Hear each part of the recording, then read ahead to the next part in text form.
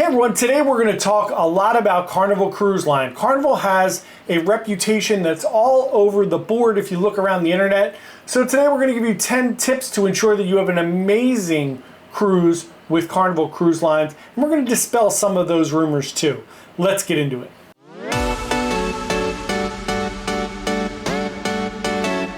Hey everyone, John here from Byte Size Cruises. If you love cruising and you want to come and get the best information so that you can book and go on an amazing cruise vacation, you've certainly come to the right place. We put out a brand new video about cruising every single day.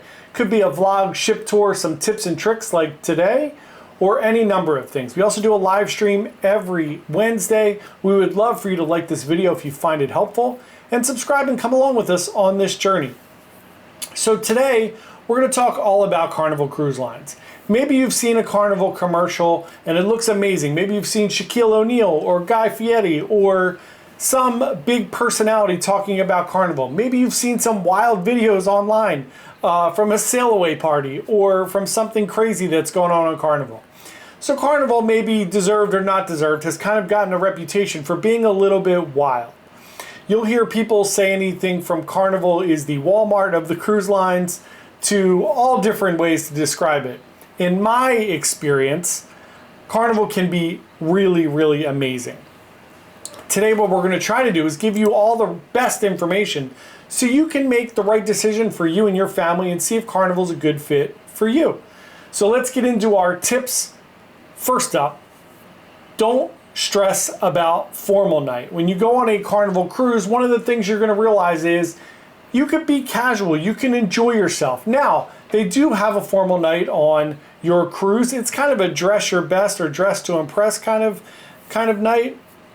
You'll see some pretty nice menus for that night in the dining rooms, and they'll have some extravagant options.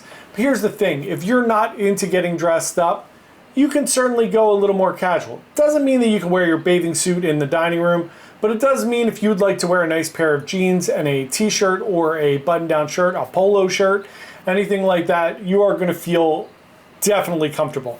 You will see some people dressed up, as you will on most cruise lines. Some people do like to wear a suit or a dress to dinner in the evening or out, but you can also be just as relaxed in your casual clothes. Don't feel like you have to get dressed up super fancy to have a nice night. Next up, book any packages that you really want prior to going on your cruise. This is the case for pretty much every cruise line. There are no deals once you get on the ship. Everything is going to be more expensive. Drink package, more expensive. Internet, more expensive.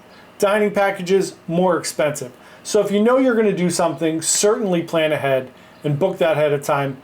Just relieves you of stress as well, and everything's paid for ahead of time, so you're free and clear. You can have a great time on your cruise. Next up, tip number 3, and this is going to go to reputation. Make sure you pick the right ship, the right sailing, and the right length for your cruise. Here's why. If you go on a smaller, older Carnival cruise ship that's doing maybe a 3 or a 4 day cruise, on most cruise lines, on every cruise line pretty much, those are going to be considered more of your booze cruises, your party cruises.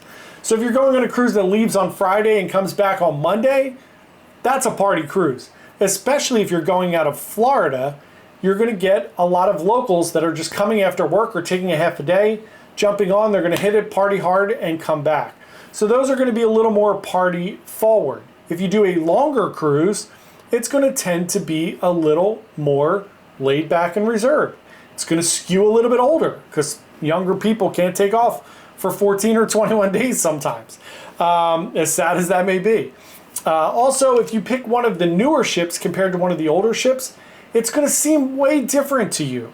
The newer ships are way more kind of elegant and extravagant, and it's going to compare with all of the other major cruise lines like Norwegian, Royal Caribbean, MSC. And you're going to love some of those newer, larger ships if that's the right ship for you. Now, if you're in it to party and have a great time, you're going to look for those shorter sailings. Maybe a little bit of an older ship that's going to be going for just a few days where you can really get your partying on and enjoy yourself. But I think it's really important to pick the right ship, the right sailing, and the right length of the cruise for you. So make sure you do your research, talk to a travel advisor, or, check it out on Carnival and watch some videos and do all of those other things. Next up, tip number 4, if you're looking for a little bit of a quieter place to have breakfast, if you're on a ship that has a Blue Iguana Cantina, that is like a little taco restaurant that is included with your cruise fare. They serve breakfast there every morning. They have breakfast burritos, breakfast tacos, all different fun things. So if you're just tired of the buffet and you don't feel like the kind of pomp and circumstance of going to a dining room for breakfast where you kind of maybe you have to talk to other people, or maybe you're going to sit down for a long time, maybe you just want to grab something quick and go, try the Blue Iguana Cantina. Next up, tip number 5, before you board and before you get to the port, make sure you print your boarding pass. This is a tip that I don't generally give anymore, but for Carnival in particular, it's really nice to have that boarding pass. It's just one piece of paper, because God knows what's going to happen if your phone dies for whatever reason. You can't find the reservation on the app. You can't figure something out. If you have that piece of paper, you're just ready to go. You walk in, they're going to scan it. They're going to make sure you have your passport, get your picture taken, and then you're on the ship and you're enjoying your cruise, and you have less and less to worry about. I know it's a pain in the neck to print out paper anymore, but it takes a minute. Just get it done. Take it with you. It'll save you some stress. Tip number 6. Here's something I try to tell everybody. Order water for your room. When you get on a cruise, and this is not Carnival specific, I find it with Norwegian and Royal and everybody else, sometimes bottles of water aren't included in your drink package, or if you don't have a drink package, it's hard to find water to drink that you can get bottles without, having it be a pain in the neck. And sometimes you just get up in the middle of the night and you want some water and you might not have that in your room. So my advice is always to pre-purchase water and have it delivered to your room. You could do it right from the Carnival website or from your app. You could order 6, 12, whatever bottles of water that you want. They'll be there when you get on the ship, and then you'll have them for your cruise. It's the same thing for soda as well. A lot of times what I do is if I don't get the drink package, I'll order like a 6-pack of Pepsi or Coke and just have it delivered to my room. That way it's there. If I want a quick Pepsi or I'm going somewhere, I just have it, I can take it and go, and it's not very expensive. Also, along those lines, Carnival is one of the cruise lines where you could bring up to 12 cans of soda. You're not allowed to bring plastic bottles, so that's going to hurt you with the water. But you could bring cans of soda or cans of your favorite beverage, and you can also bring 1 bottle of wine per person on your cruise as well. It has to be in your carry-on. You have to carry it on the ship. You can't put it in your checked luggage, just so you're aware of that. Next up, I think this is tip number 7. Sure, why not?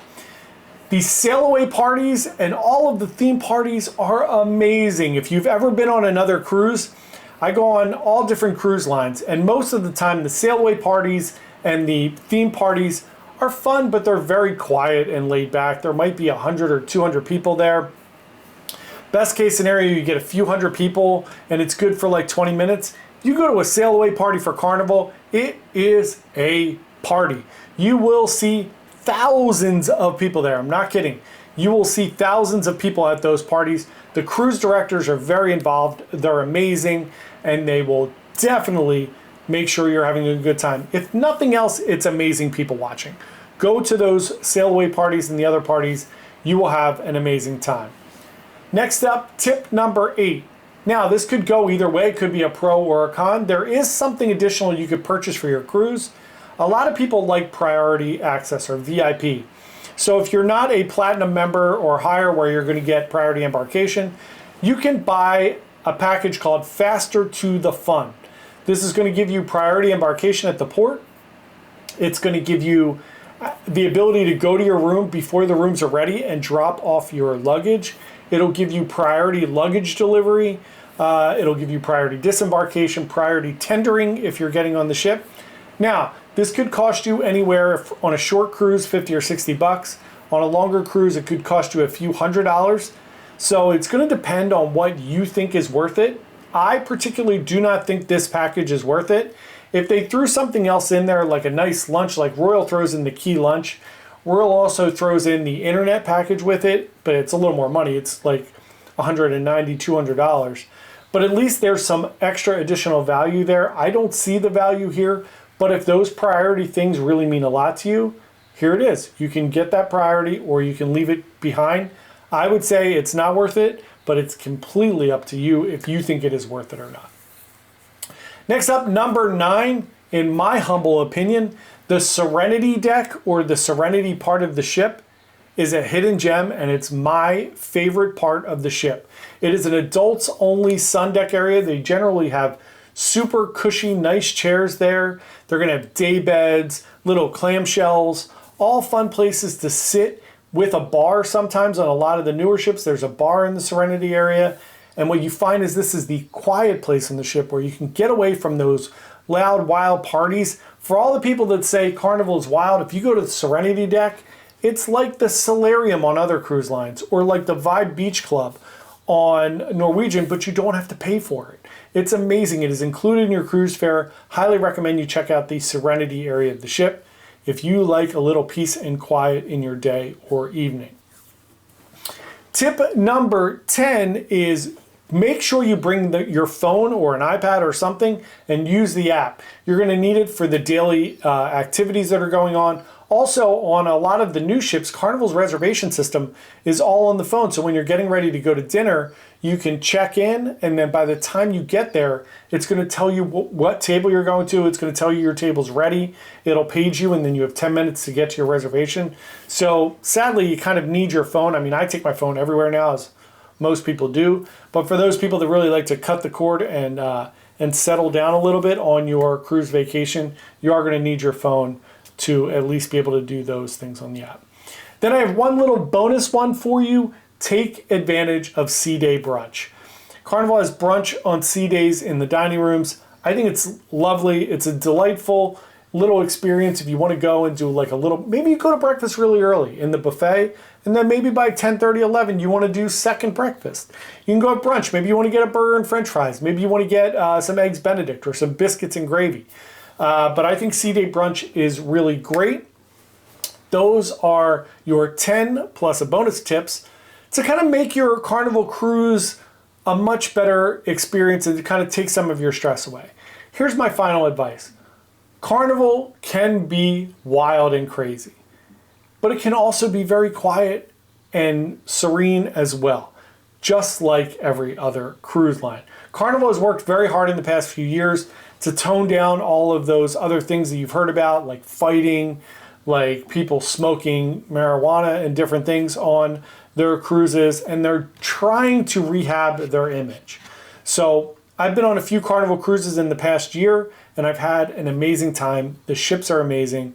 The people are amazing. The cruise directors are amazing. Give Carnival a chance. Go check out a Carnival cruise. If you have any questions, please feel free to put them below. If you have comments, please feel free to put them below as well. Hope you enjoyed this video and you got something out of it. Have a wonderful day. Happy cruising, and we'll see you tomorrow. Bye.